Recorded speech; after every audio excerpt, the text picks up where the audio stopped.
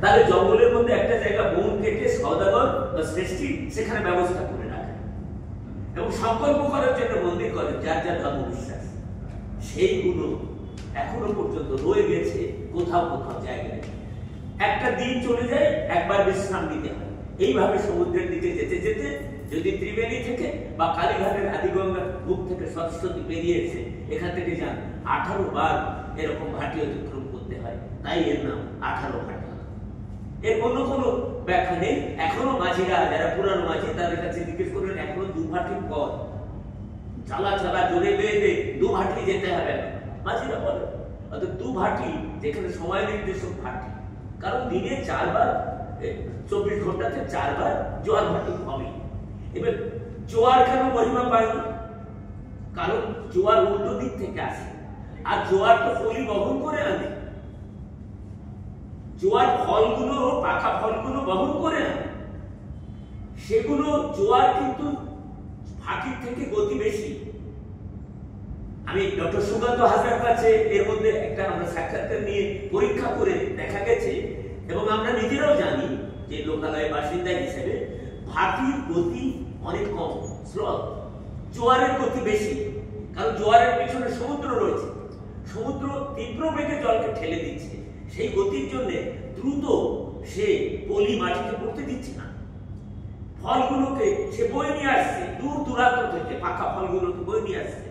যখন ভাটি লাগছে তখন ওই 2 মাঝখানে গতিটা খাচ্ছে, মানে সেন্টার পোর্শনে, কিন্তু 2 পাশে কিন্তু শূন্য, গতি শূন্য।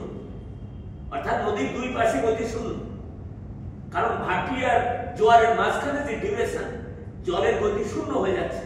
তখন 2 পাশে গলির পতন হচ্ছে, 2 দিকে। আপনারা নদীগুলোর গঠন দেখবেন যে নদীর মাঝখানটা ডিপ থাকছে, কারণ জোয়ার যে ফ্লো ধরে আসছে, ভাটা ঠিক সেই ফ্লোতেই লাগে, এবং ভাটাটা যখন বয়ে যায় 2 দিকে টানাটানিতে একটা ঢেউ হয়। সেই ঢেউয়ে 3-4টে বড় বড় ঢেউ। আপনি ভাবতে পারবেন না, ওই ঢেউগুলো কুলে এসে এমন ভাবে লাগে যে বীজগুলোকে বহন করে এনেছিল উপরে, যে ভাষা ভাষা বীজ, যেগুলো ধুতুলের বীজ, যেগুলো ভাসমানতা বেশি, ধুতুলের বীজ, পশুর বীজ, যেগুলোতে সম্প্রসারণ করতে পারে জল বেশি, উপরে ভাসে, গেও ফলের বীজ, সেগুলো উপরে ভেসে থাকে, ঢেউ ছুঁড়ে উপরে তুলে একদম পরিণত মাটিতে তুলে দিচ্ছে, সেখানে চলে যাচ্ছে সেগুলো। আর যেগুলো নিমজ্জমান ফল, যেগুলো অর্ধ নিমজ্জমান, ধরুন গর্জনের ফল, কাঁকড়ার ফল, পাইনের ফল, নিমজ্জমান, তাদের অবস্থান অনুসারে ভাটি তাদের ছোট ছোট ঢেউয়ে কুলে কুলে বসিয়ে দিয়ে যাচ্ছে।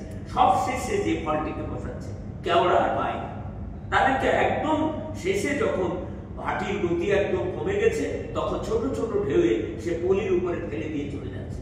তাহলে প্রকৃতি বনকে সাজিয়ে নিয়েছে, প্রকৃতি নিজেই পারে। এই বন আমরা তৈরি করিনি, এই বন তৈরি করেছে প্রকৃতি, তার মতো করে সে, আজকে আমি হেরিটেজ বলছি সুন্দরবনকে, তার মতো করে সে তৈরি করে।